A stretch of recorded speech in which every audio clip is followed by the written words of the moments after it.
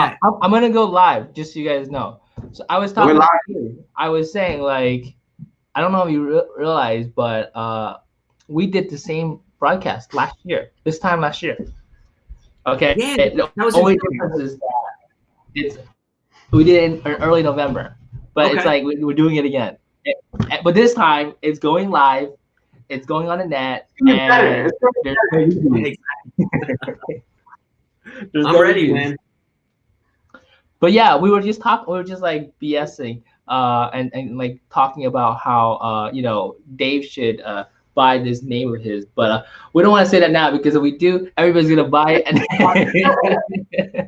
and then they're gonna sell it to him for like $1 million or something. Sell it back to him. Exactly. But what's up, bro? So like, did you just come back from Europe? I think you've been like back for like a week or so. No, it's actually, believe it or not, it's actually been, I think, about 5 weeks already. We got back. Oh wow. Yeah, we were there. For How 3 is months. it there? It's awesome, man. They're doing great. I mean, they kind of opened up the country. It was hit really hard with the whole virus, and now with the cases rising again, because of the fall and the kids are back in school, they're getting a little more restrictive on stuff, kind of like here, certain states. But overall, they're doing great. They're doing great. I mean, it's one thing if there's cases rising, but the hospitals are still empty and the death rate is really low, thank God. So no, I think they're doing great. Thank God. What country are you in? Italy, right, or Switzerland or something like that? Italy. Italy, yeah. Yeah. Right. So our home, where my wife is from, is actually at the very top of the boot, like the northern. Yeah, it's 20 minutes from the border of Switzerland. So yeah, fortunately, being so close to the border, we spent some time with the kids in Switzerland. We went to Austria. It was really fun. I've been watching your Facebook videos. Very jealous. Dude, I'll tell you what, it's one of the most amazing places on the planet Earth. I mean, I've traveled a lot, but of all the places I've seen so far, being in the Italian Alps is just it's amazing, man. It's like a dream. It's a paradise, Welcome just like Philadelphia. reality. Welcome back to reality. It's like it is. It seems fake, man. It seems fake, So, what's new here in Philly, man? How's the real estate market? It's funny. Actually, Dave, you would better answer this question. How's the Philadelphia market? It shot up, man. Like it must have been all that free money. Everyone's saving up. Whoever's smart enough to save up is saving up to buy houses. Right. So far it's so good, and everyone's just waiting it out right now and buying things. So everyone's just on the shopping spree right now. That's where we are right now. Got it. I hear that a lot of people from New York is migrating down to Philadelphia. Like they're not just moving out of the Manhattan area and going to like Long Island or keeping it local. They're literally moving, like they're jumping states. Right. It's really interesting because I wonder if it's because they realize that they don't have to work on site anymore, or is it that they're actually leaving their job and they found a new job in Philly? It's really interesting data that we're dealing with. A combination, right? It's probably a combination of everything, Yeah, it really is cheap. It is, but you know what the cool part about it is, like it has a lot of characteristics like New York City. You know, true. It's like it's beautiful downtown, and it's not necessarily as big, but the prices are significantly different. Yeah, absolutely, man. So Philly's been jumping in prices. Italy is beautiful as a dream, and I'm here in New Jersey, Jersey City specifically. Okay, all right. And Jersey City's been, for anybody who doesn't know, it's been gentrifying like over the last, I don't know, like I would say like 5 years. I got in here 8 years ago. Property values since then doubled, if not tripled, depending on where you are, even quadrupled depending on where you are. But it's the city itself is gentrifying, so it's not just what happened recently with COVID. So depending on where you are, it's multiple X factors. Yeah. So if anybody that doesn't know, now you know. So one of the reasons I invited you for this call today was I feel like foreclosures and short sales are kind of like it's being held back by a floodgate. Yeah. And it's gonna release, maybe 6 months, maybe after election, anytime now. Yeah. And so there's only two names that really come to mind when I think of foreclosures and short sales. Okay, and I used to be this short sale guy, but even for me, there's only two names that come up. Brian Meara, you're one of them. Okay, yeah, exactly. Go way back with that one, man. Short sale Stallion. Yeah. And then my buddy Matt. Okay, Matt. which I'll probably interview like next month or so. I know Matt. That's a great guy. Marinoff, right? Yeah. Yeah, so you know him too. Yeah. Yes, it's a small world in this little niche. Exactly. We all know each other. Yeah. So I'm gonna tell everybody the story about how I got to know you. Okay. Because no one saw the other podcast that I made because I never released it. But so I want to tell everybody that about like 2008, 2009, I was in the real estate game. I entered like a year or so before. I got into doing short sales, and then I eventually got into the education space for short sales. Yeah. And I realized that I knew what I was doing, so why not teach it? Mm-hmm. And I was in North Jersey, Central Jersey, and I was doing events in New York. And once I got the grounds covered there pretty well, I felt like, hey, let's go down to Philly, the other major city. But before I entered Philly, I did some research. I was like, who's the short sale guy here? And I would Google Philadelphia short sales, and I kept seeing this name, Brian Meara and the short sale Stallion. I kept seeing that. All right. So funny. And I was like, who is this guy? I gotta measure him up. I gotta make sure I can compete. And I looked you up. I saw you, and I was like, wow, this guy. First of all, very good looking. I was looking for some business cards. Right? I got them in the back of the drawer somewhere. So you look very good. You look very sharp. So I was like, all right.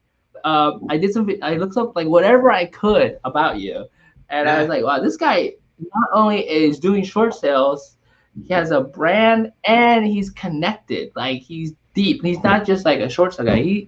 He's connected with some big players in the industry. And so I was like, oh, I don't know if it's worth entering Philadelphia now. You know what I mean?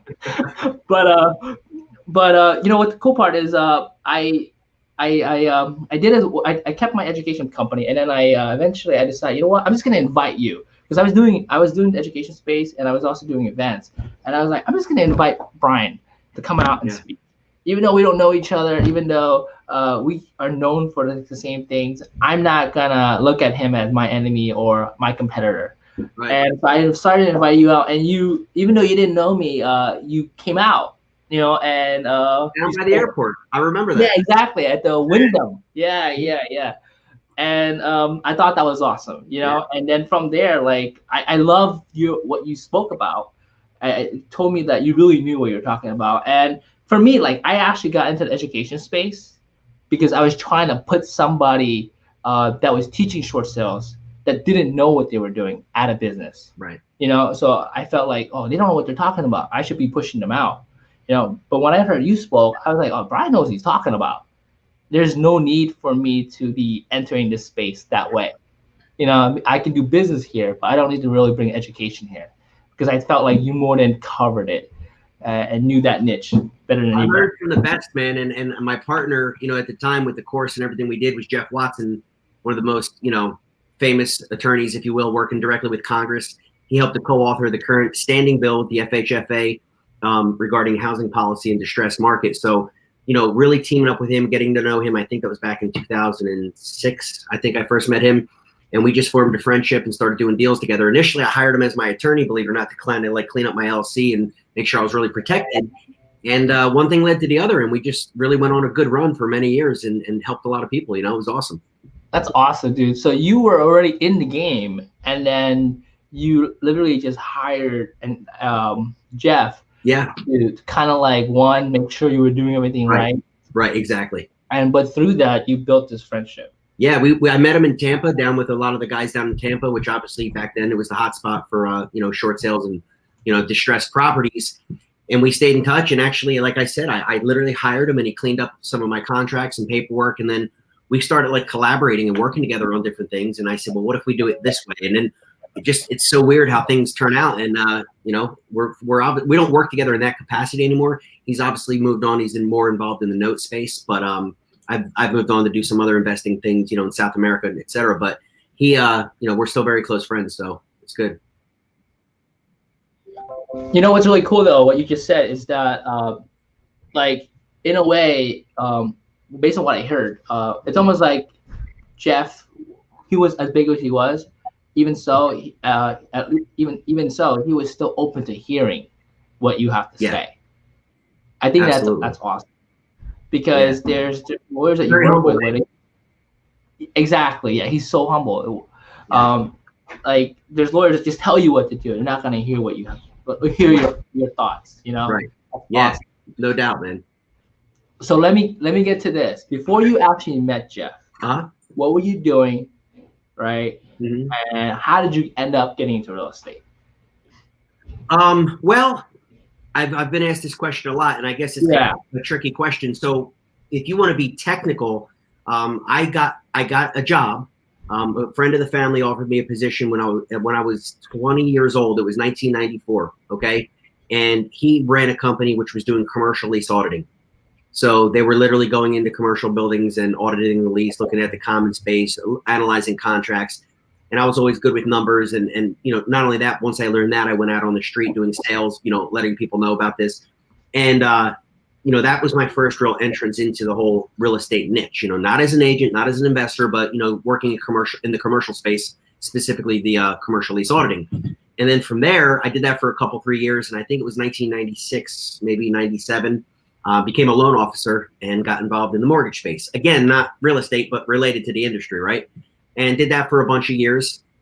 And, you know, I kind of always did that in a side capacity. I was full-time for about 3-4 years. Then in 2000, I launched an IT consulting and staffing firm.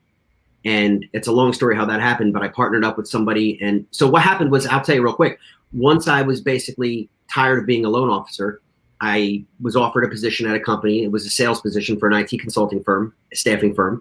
And I literally did that for about 18 months when I realized I could duplicate this and do it better. And I took the head recruiter and we went out and formed our own company in 2000. So 20 years ago, believe it or not. And I still own that company today. It's one of my income streams. I don't do much for it, but it's been running for about 20 years.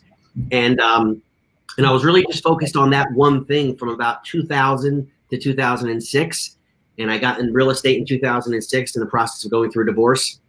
Wanted to get some extra income in my life and went out and got my actual real estate license and did that for about a year. 2007, late 2007, the market really started changing and we started seeing the defaults and the short sales started popping up. And that's kind of how I got into that, you know? Hey, so go ahead. Go ahead, Dave. I'm just curious about how do you become the Stallion? That's it. So that's a funny story. So I'm an agent and how I got into short sales is also kind of weird. I was working at Keller Williams. I'm licensed in both Jersey and PA. I'm originally from New Jersey, so I want to make sure, and living on the border in PA, Jersey's 10 minutes away. So I wanted to make sure I was licensed in both. So I have my office at the Keller Williams in Princeton and the Keller Williams in Langhorne over here in Pennsylvania, which is Bucks County, about 30 minutes outside of Philly. So there was an inter-office email that came out, and I think at the time there was maybe 160, 180 agents in the Pennsylvania office, and it was a short sale listing. And somebody said, hey, I have a short sale listing. I just want a referral. Who wants it? And I'm thinking, I don't know anything about short sales. I knew what they were, but I sure as hell didn't know how to work one. And then it came out again, and it came out again. And when it came out the third time, I said, you know what? Why not? Let me give it a shot. So I took the listing, and it's a funny thing because looking back, there's probably a reason, which I didn't know at the time, why 180 agents didn't want it, right? Because it was a short sale, you know? But stupid me, I took it. I can say it was in Manayunk, and I did get it done. It took about 8 months, but I learned a lot. I learned a lot during that process, and people really started asking me if I would take another one and another one and another one. And before you knew it, I was working with, you know, many different buyers. I was a listing agent, and then the crash really happened in 2008. But in that 1 year time frame, from when I started short sales to the full blown crash, you know, some people track the May of 08 or whatever. It doesn't matter. But the point is, I was working with a lot of investors, people who were flipping the short sales, right? So they'd literally discount it to $100,000. They'd buy it, and they'd, you know, go to the title company, and they'd walk into the next room, and sell it for $1.60 or $1.40 or making 40, 50, 60 grand. And after, it didn't take too long for me to realize, hold on a second, I did all the work. I negotiated with the banks. Okay, I got 3%, literally, you know, a few $1,000s. I got to give a third to Keller Williams. I'm walking away with 4 or 5 grand if I'm lucky. And this guy or girl just flipped it and made 10 times what I did. Like, I'm on the wrong side of the fence. You know what I mean? You know, it's like, I got to learn how to be that guy. So I, like you, Nick, I started looking into the education, and I found a course. These guys in Tampa, Florida, called Short Sales Riches, Nathan Jerwitz and Chris McLaughlin, and I studied it. I read that thing like it became my Bible. I mean, I must have went through that course. They had a book about this thick. There was CDs back then. Listening to the CDs, going over and over, taking notes. And I said, I'm going to start a journey. And I created a blog, and it was kenbryanmakeit.com, just to hold myself accountable. I said, I'm going to do a video every day for 120 days. I've never done a short sale as an investor. I don't know what I'm doing, but I got a system, and I'm going to see if it works. And it was crazy, man, because I never made a YouTube video before in my life. Facebook wasn't really a thing, really, back in 2008, right? I was just, you know, whatever. And so I started, dude. And at the end of that 120 days, I had 100 deals in my pipeline, and I was in the process of flipping 5-10 houses a month. And so along the way, just putting it on YouTube, really, I gathered like a following. People that were like, who is this maniac and what's he doing? And is he really going to do that? And then and they followed along with the journey. So I kind of had a lot of people following me and rooting me on and all that, and a few haters. But the point is, you know, I started talking to Nathan, and I said, hey, listen, I said, I really think I got something here, because me and Jeff, who we partnered up in the meantime, we came up with a way how to wholesale the short sale, so get paid without flipping it. And we started doing a lot of deals that way, because right around then is when the banks, right, started restricting what you could do with the property. So initially it was the Wild West. You go into one room, go into the next room and close it. Then they started saying you got to hold it for 30 days. Then you got to hold it for 60. Then you got to hold it for 90. So me and Jeff started thinking, okay, how do we get around this? I got 100 deals in the pipeline. He's my attorney. How do we keep this going? And we created, you know, with his legal mind, by the way, a legal way on how to, you know, get paid for not doing the deal. And we called it Flip Free Profits. And when I wanted to create a course to teach people, because we were giving it away for free, all my YouTube subscribers, all that, like, hey, Brian, can I get your contracts, this, that? And Jeff's like, you do know I charge like $500 for being an attorney, $500 an hour being an attorney. I was like, yeah. He goes, so why are we giving all this away for free? Why don't we create a course? And I said, you know what? Let's do it. So I started talking to the guys in Tampa, specifically Nate. And he's like, dude, you need to brand yourself. He's like, I'm the short sale kid. What are you going to be? I'm like, I don't know. You know what I mean? I was like, it's got to be something short sale, renegade, short sale, blah, blah, blah. And finally I said, well, I'm Italian. I like, you know, Rocky Balboa, Italian Stallion. How about the short sale Stallion? And it was just as weird. We were in Tampa, out at a bar, drinking, probably half drunk, when the short sale Stallion idea was born. Ideas. That's how it comes, right? Like, it was crazy. And you know, just for marketing, just because it's just arrogant and stupid enough that people remember. You know what I mean? And right. Yeah, and that's kind of how it came about. That's cool. Well, so no, I love it. Let me just recap this again. So you had to wait back then. You had to wait like 8 months or 6 months just for the short sale to happen, and then you had to wait 30 or 69 days to be able to flip it. Yeah, it was a really long time period. And in fact, I'll never forget. It was Bank of America in the short sale approval letter, bullet point number 10. Came out very first time anybody in the nation saw it, where it said you cannot resell this property or transfer title for a minimum of 30 days. That move right there shut out 90% of the people flipping short sales, because the way they were doing it, you know, A to B, B to C, buy, sell, was basically using what's called transactional funding, dough for a day. So they would literally have 24-hour money to buy the deal and sell the deal. Well, now Bank of America says you need 30 days. If you remember, there were all the hard and private money lenders left the market because they all lost money. They were all gone. Right. Banks certainly weren't lending money. Everything dried up. So all you had was this transactional funder. So unless you had a rich uncle to lend you the money, how the hell are you going to buy a house for 100 grand or 200 grand and float that money for 30 days? Pushed most of the people out of the market, and it was about to push me out. So it was really out of necessity that I said, bro, I got 100 deals in the pipeline. If we don't figure something out, I'm losing them all. Because I was just getting started. I didn't have money like that. And so it took a few months, and that's when we created the concept of the release of contract and equitable interest is the legal term for it. You know, I want to say something. You know, I remember that moment. Yeah. Okay, I remember that moment. I was doing short sales before then, and then when that started happening, I was like, something, somebody. One is a lot of people are gonna leave the industry, and then I knew for a fact whoever figures this out was gonna be like the new king. Right? Because I remember, Nate. Yeah. There was another company called Strategic Real Estate Coach. Yeah. Out of Ohio, right? And well, by the way, Nick, the two owners of that, back then anyway, it was Josh Cantwell and Greg Clement, very good friends of Jeff Watson. Jeff is from Ohio and actually was partners with them in numerous ventures. So I got to know them very, very good as well. And they became friends also. So that's kind of small. So I was plugged into their program. Yeah. Okay, so when I saw Nate's program, I was like, I don't know that his program was. I have Nate's program, by the way. Yeah. I was like, I'm not sure it was as good as Strategic, right?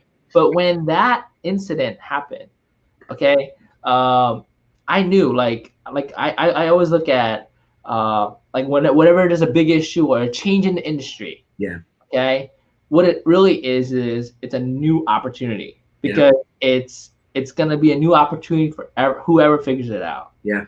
And to be honest with you, it took me a long time to figure it out. I had to work with private money lenders or whoever I had that allowed me to borrow this money for 30 days. Yeah. Because you're absolutely right. Like the transactional funders, they weren't doing it for that long. Right. Right. They were like next day. They make sure the buyers committed to close. Yep. They got the commitment letter and all the approvals and all the OKs before they even release their money. They charge 2% for 24 hours, which is a pretty damn good return, but still, everybody, the money doesn't even go to anybody. Like it literally goes to the title company. It sits there, and then and because it's there, it's legal. Right. And they wanted to make sure that they always get their money back. But now all of a sudden, this new problem came up. It's 30 days, and these guys were like, "Wait a minute, how do we do this?" Yeah. And let me back up 1 second. This is funny, and I don't know if you have any experience with this, but in 2006, I think it was 2006, it seems like forever ago, I bought one of the courses with Strategic Real Estate Coach, Josh and Greg. Yeah. And I forget, they had that book. It was like the Bible. Black book. The Black Book. Yeah. I got it right here. Okay. And you know what they used to teach was the assignment of beneficial interest using a land. I remember that. Remember that? They would do land trusts, and so you would basically put the house in a trust and do an assignment of beneficial interest, which would basically, the main advantage of that is that you wouldn't have to pay the transfer tax, right?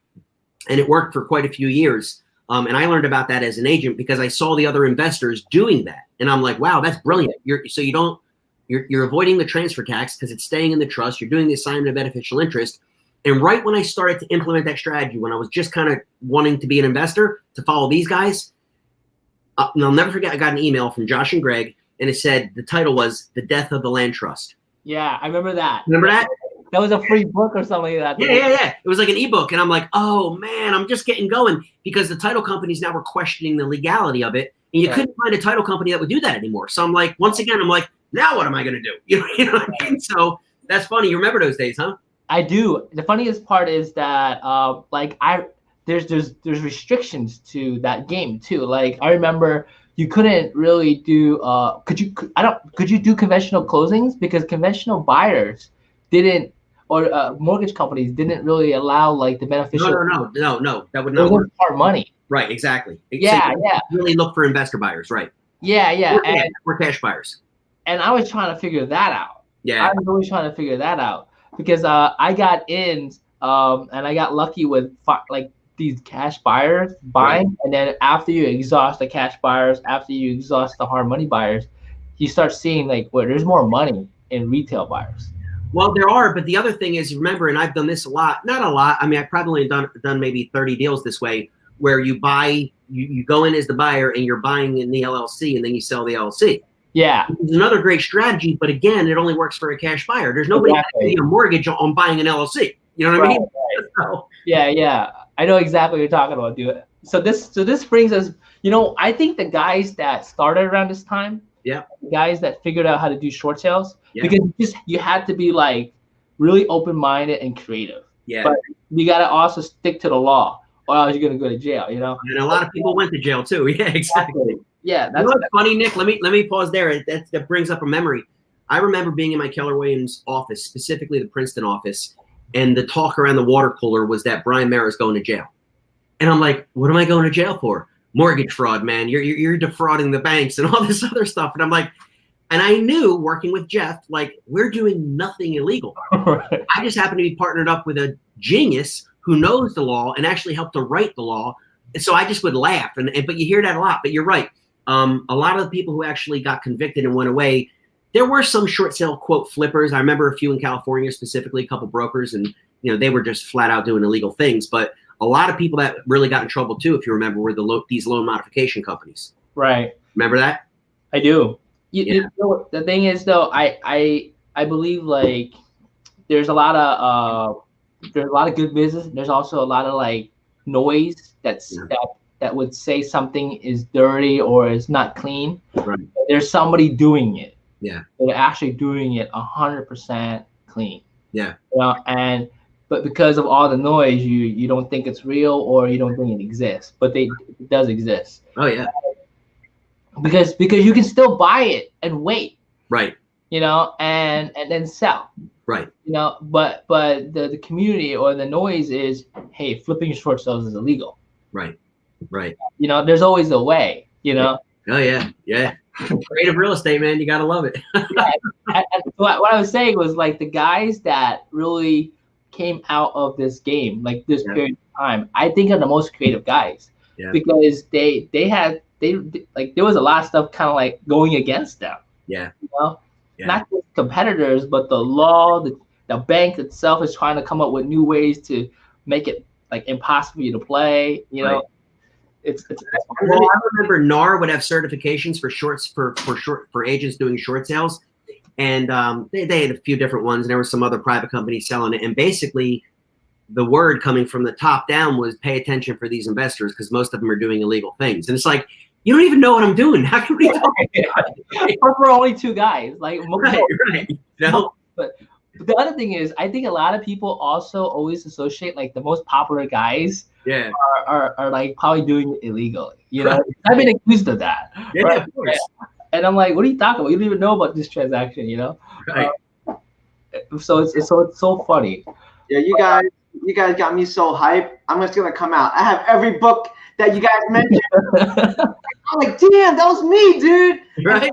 The difference between me and you guys is you guys actually jumped in the short sale. My blockage was when I found out how long I had to wait.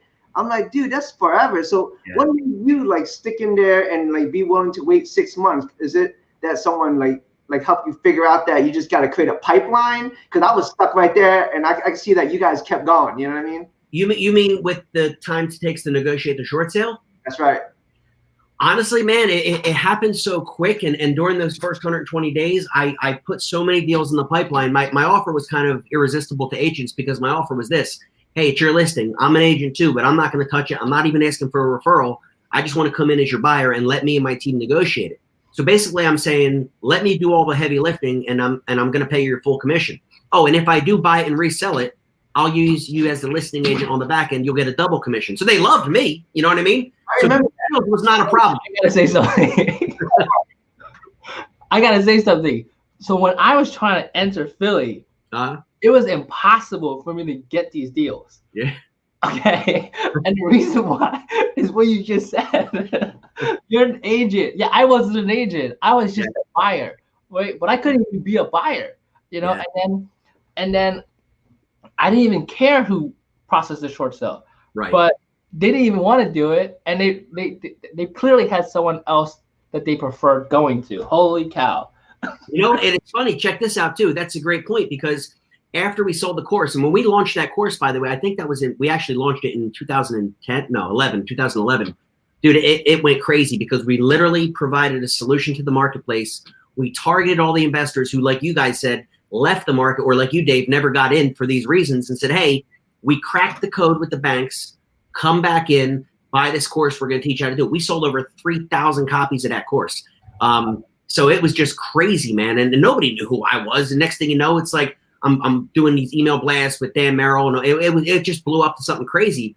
And then we started a coaching and mentoring program, and we started coaching people. One of the biggest questions I always got from the students was, should I get my real estate license to be a successful investor, specifically working with short sales? And my answer was always the same. If you have the ability to do so, 100% yes. Because what it does is it just lets you in the brotherhood. And when you're calling a realtor saying, hey, I'm Brian from Keller Williams, or whatever the case may be, there's a subconscious connection, right? That automatically, he's one of us.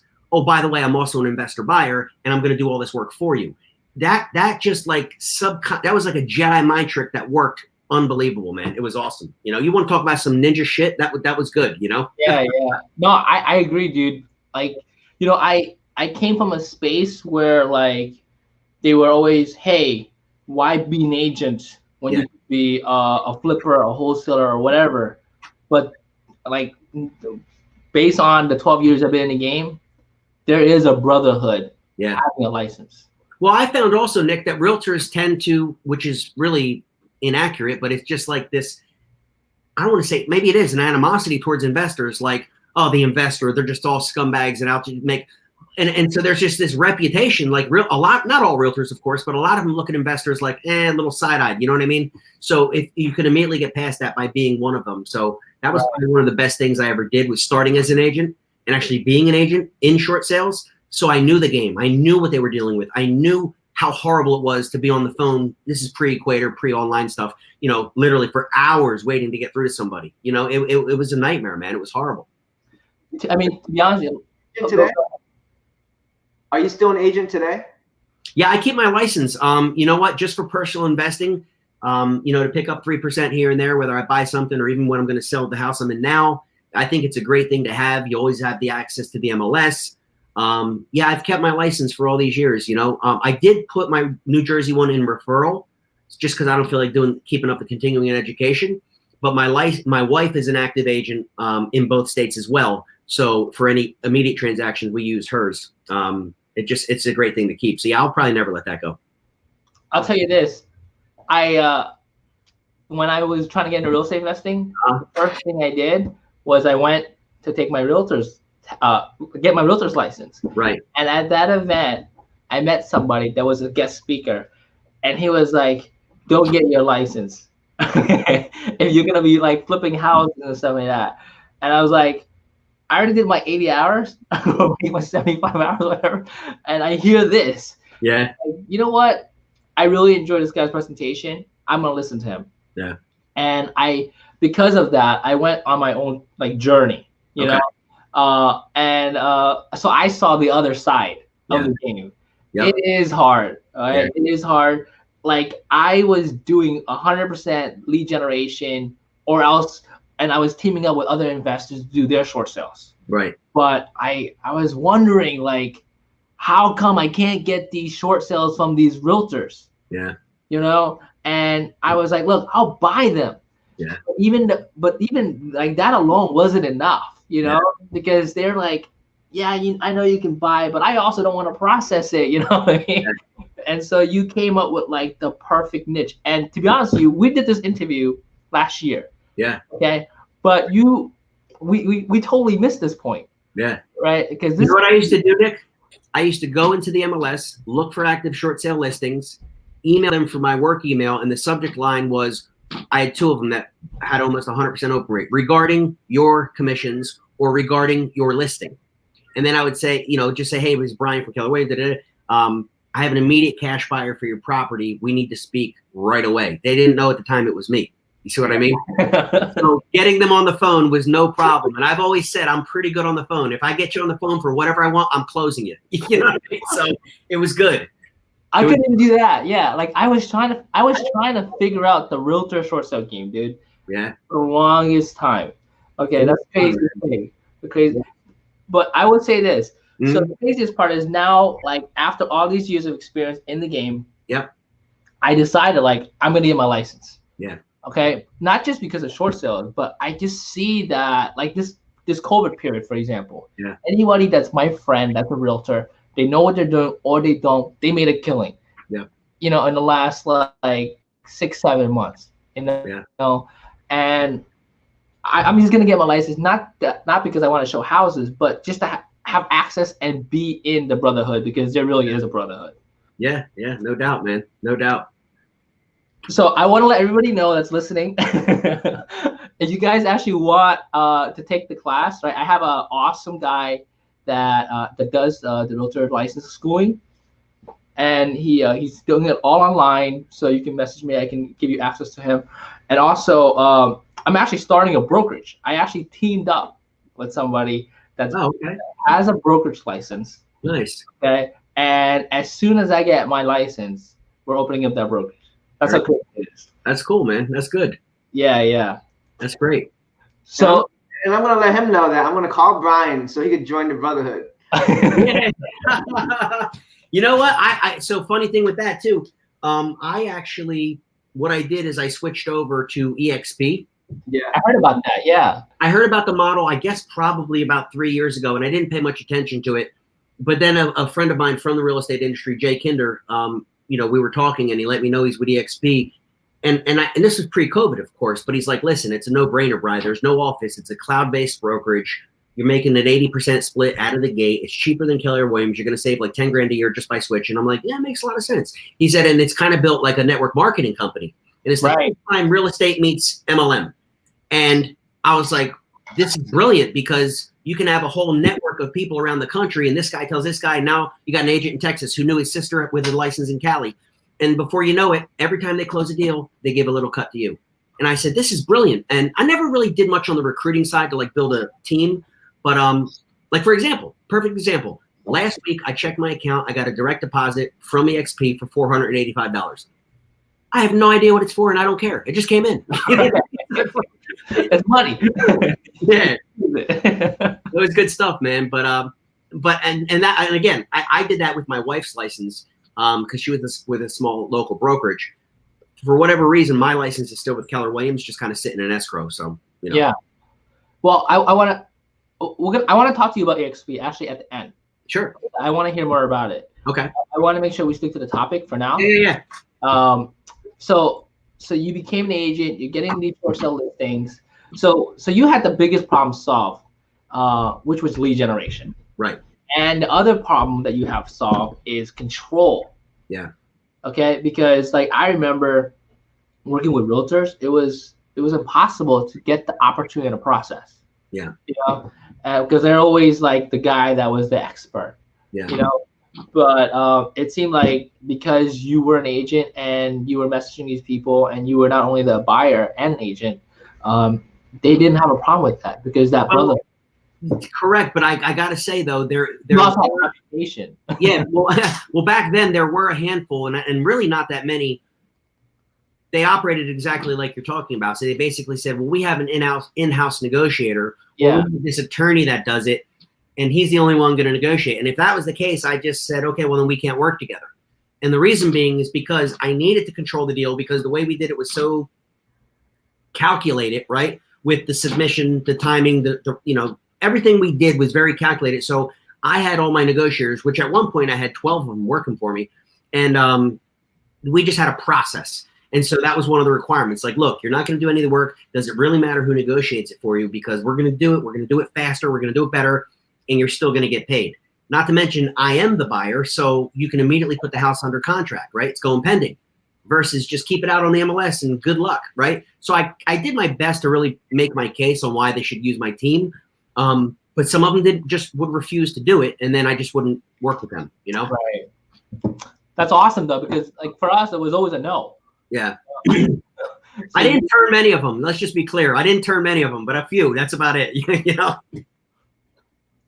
But so from that, you got control. So you had a lot of things that, like a lot of the problems I was running to, under control with the realtor space. Yeah. From there, you started buying these things and flipping them the way you did because you were working with Jeff. I want to point out Jeff because I don't think like everybody on the call, because they don't know him or they weren't around that era. Mm-hmm. Well, they know like his statue. He was the lawyer, like the short sale lawyer. Yeah. Mm-hmm. It was almost like he was like the whole world, the whole country's short sale lawyer. Yeah. He was really, really not just your random lawyer, but like a lawyer that like everybody knew for short sales. Right. you had access to this guy. Not only that, you had my boy, man. We were partners, you know? Yeah, it wasn't just access, you were partners. Yeah. So it was like you had the cleanest way of doing this whole business because of him. Yeah. That's crazy. It was awesome, man. And it's just weird how everything kind of connected over the years. And that one trip to Tampa where I met him, and yeah, it just kind of crazy how you look back and it's like, wow, everything, all the stars aligned, you know? So let me ask you this, right? So I'm pretty sure some people are on the call, you know, they're thinking we're going to drop information on how to process a short sale, right? Or foreclosure or whatever, right? What are your thoughts on that? Like, what is your advice on learning how to do that? Don't. You know, again, it's literally the same conversation I had with those agents. You could try to learn all of that and you'll be an amateur at best. Right. So especially all these years later, you know, and don't get me wrong, I had no choice. I had to learn it because in the beginning I was just out on my own. So I was the one on hold with the banks and all that stuff and learning Equator and all that. But, you know, fast forward to today and the way things are, everything is a lot more streamlined. And there's plenty of people who do that. There's still to this day plenty of people. Now, there's really not that many short sales, nowhere near as many as there were back then. But it's one of those things where you should focus on your strengths and do what you do. If you're good at marketing, if you're good at working with, you know, distressed sellers, right, and getting them to want to go under contract with you, whatever the case may be. But you can't try and wear all those hats because something else is going to suffer. And, you know, so I think one of the reasons we were able to grow and scale so quick, I mean, I've done deals in just about all 50 states. My company, we've done over 1,000 deals, short sales. And so I can't say, I couldn't do that by myself. I had agents on the ground in all these states, BPO agents that worked for me, negotiators, appraisers, like nationwide title companies, the hard and private money lenders. So all these pieces to the puzzle, which each person doing their role, so I could focus on what I do, which was kind of lead generation, continuing to bring new deals in the pipeline, and then just kind of quarterbacking it as it moved through each milestone. You know what I mean? So I want to say something, dude. Like, you hit the nail on the head, okay? Because like when I got into the short sale game, I was the processor. Yeah. I got in it as a processor, and because I was in it as a processor, I learned like a lot of secrets through processing, because the bank would like mess up and they calculate net and gross wrong and all that stuff. You're like, wait a minute, they don't know what they're talking about, you know? So you would catch them and you learn these secrets. And I remember I always wanted to process the short sale. Yeah. Because I felt like I can squeeze an extra 10, 20,000 or whatever percent out of the deal compared to anybody else. Yep. You know, but then as time went by, I realized, you know, first of all, not every deal works out. Mm-hmm. Okay? And like, if I could just let someone else, the realtor, they want to do it, let them do it. As long as they're just taking my offer, let them do it. And if they don't get it approved for me today, but it'll be approved tomorrow or next week or a month, whatever, I didn't do any work. Right.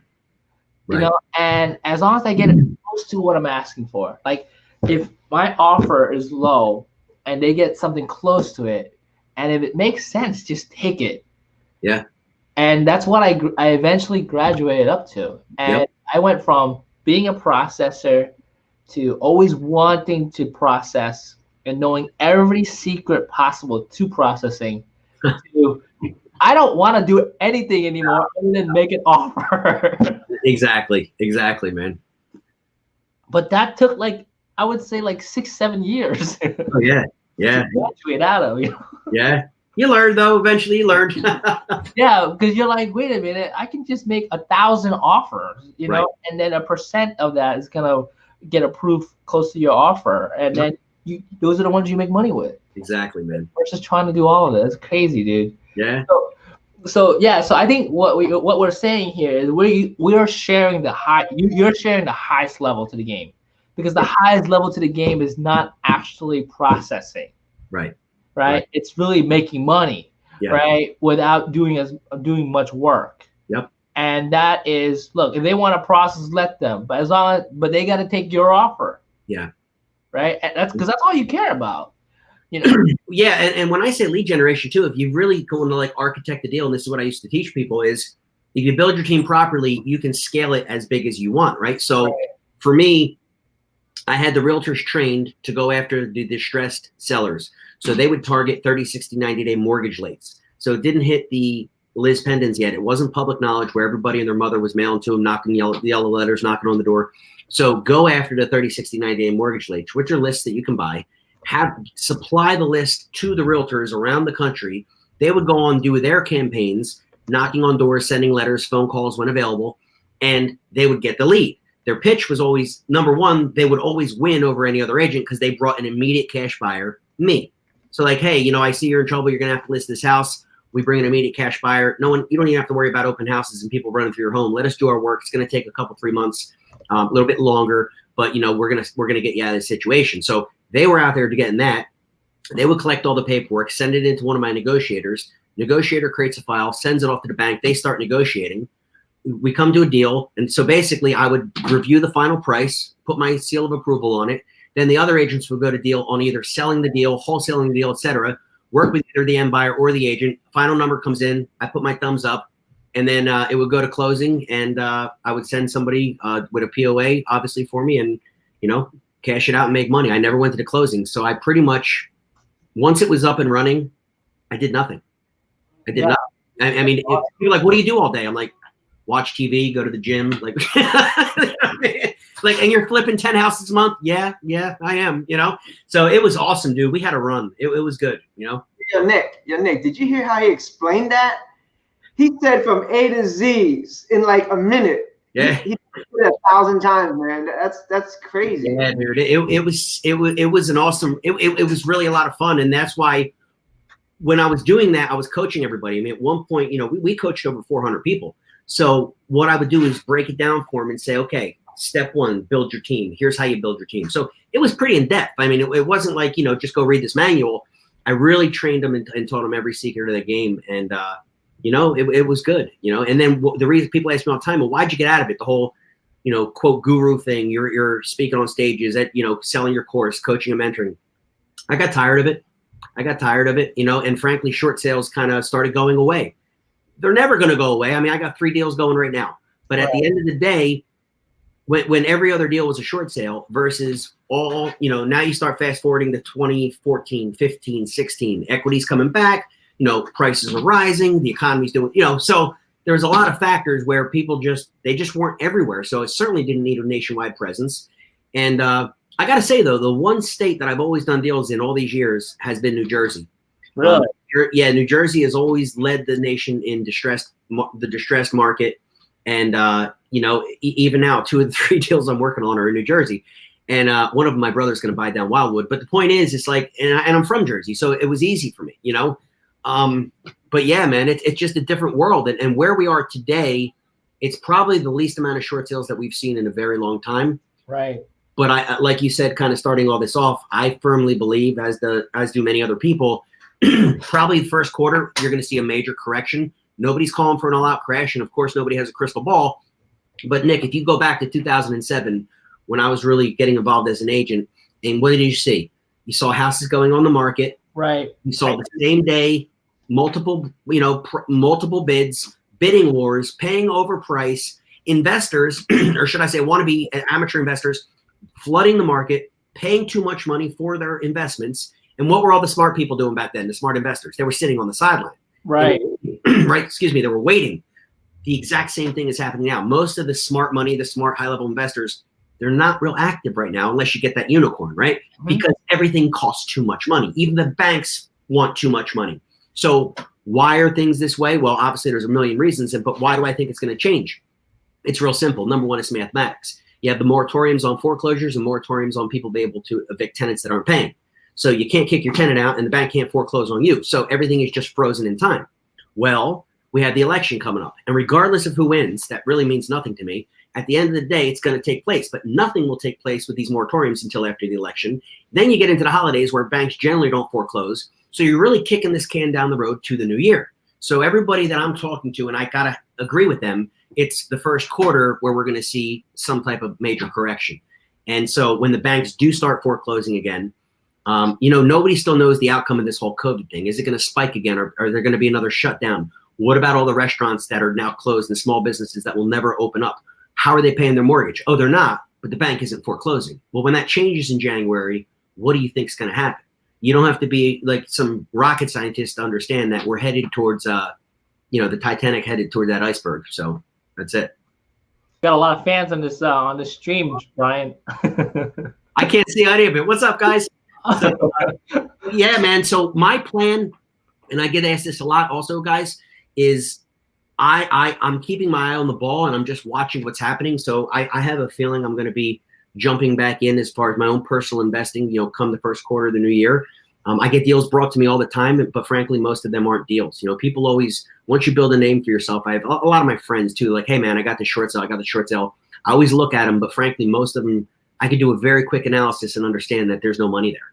Or there may be some money there, but I'm not going to waste the next 3 or 4 months to figure it out. You see what I mean?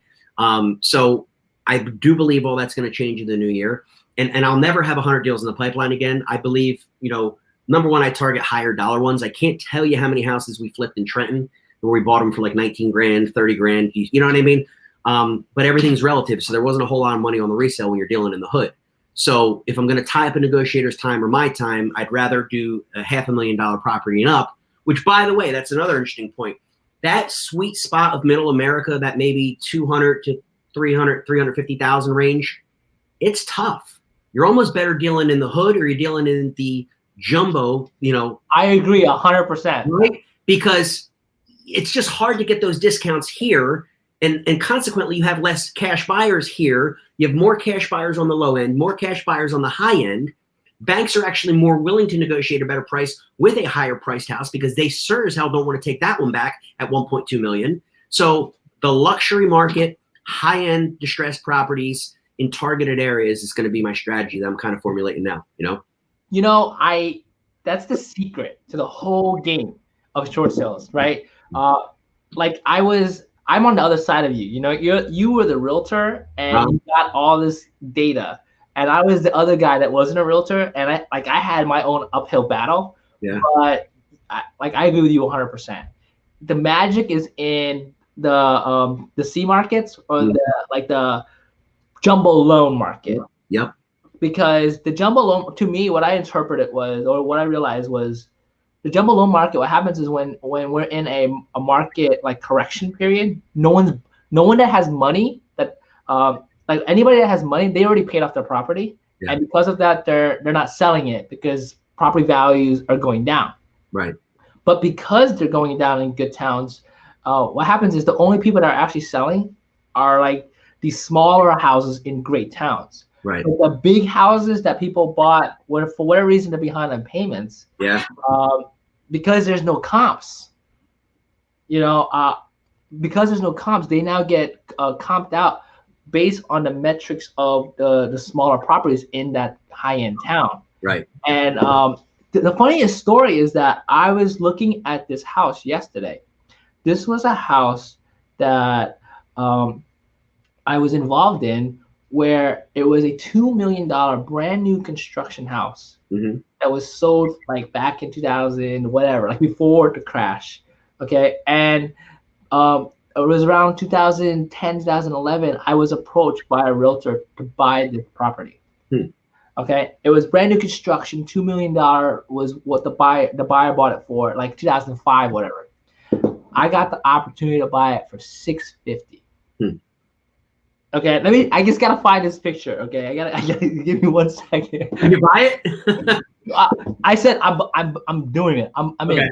Okay, and the funniest part is, we put it under contract.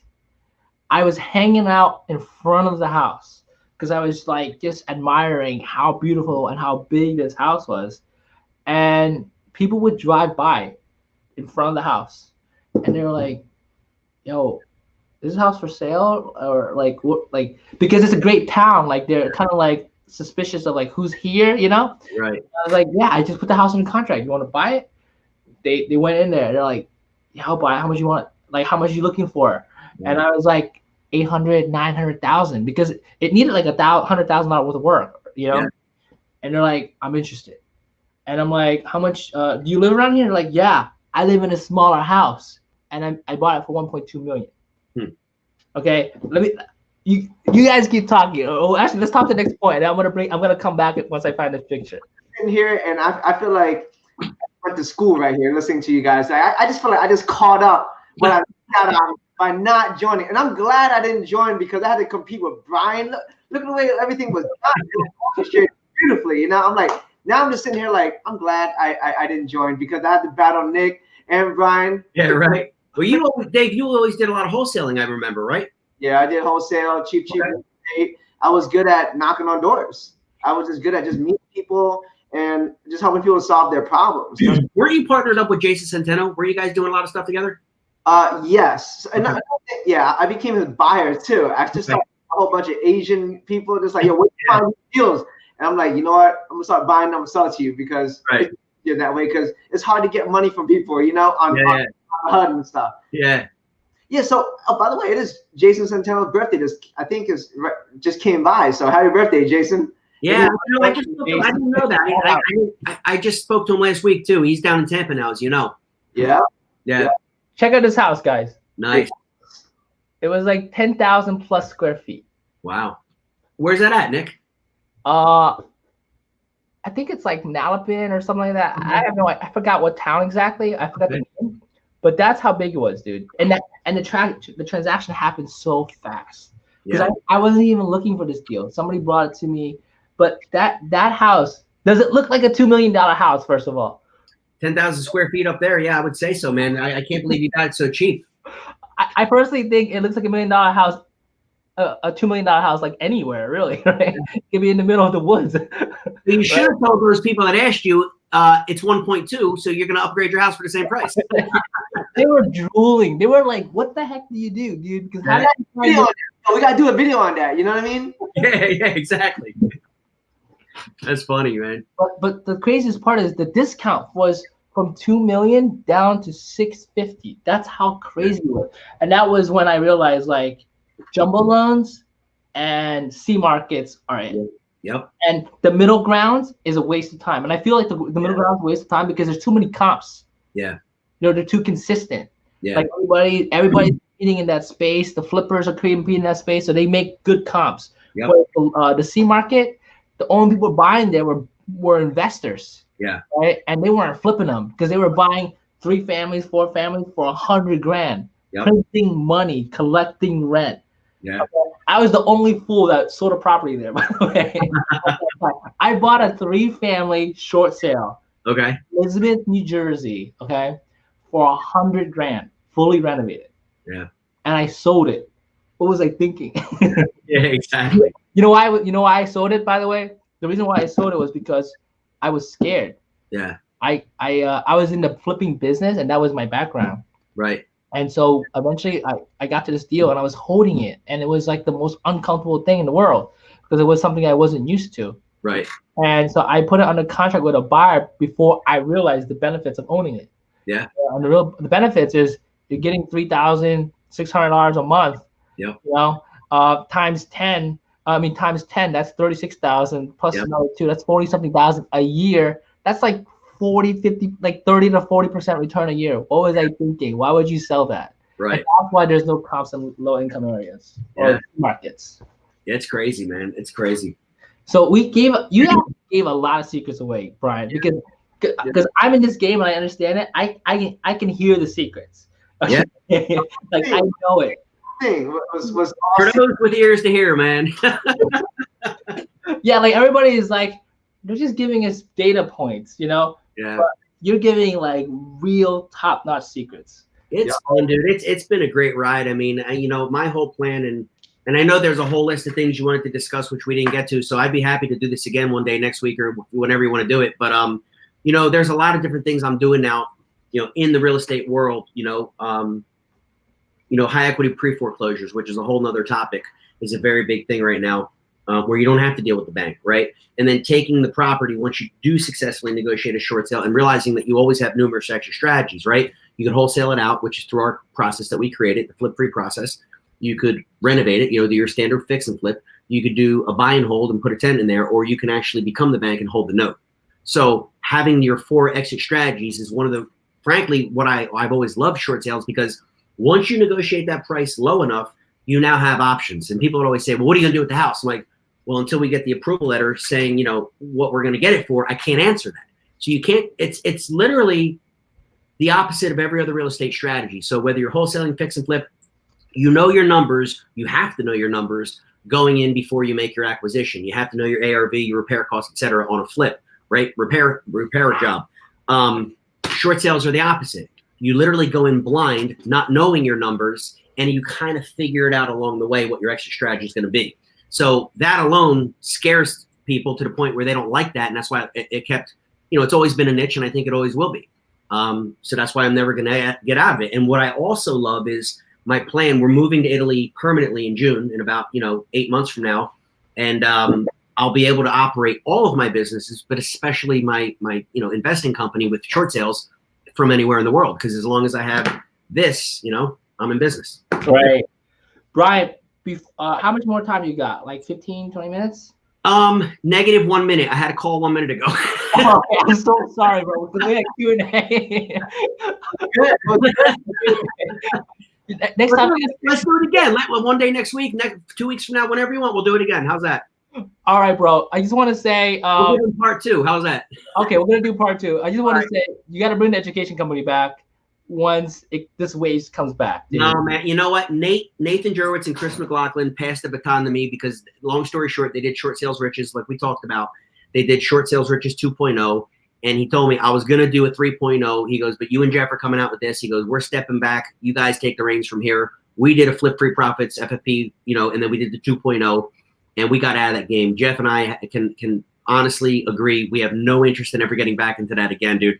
I just want to be an investor, have my portfolio, you know, and yeah, it was fun, but dude, it was a lot of work, and I would never do it again. I'll tell you that much. You know? No. We got to do a part 2. Everybody. Let us know you want us to do a part 2. We're gonna do it. I apologize that we didn't get to the Q&A. Okay, but please just keep posting it, and then when we do the part 2, that's the first thing we're gonna get to.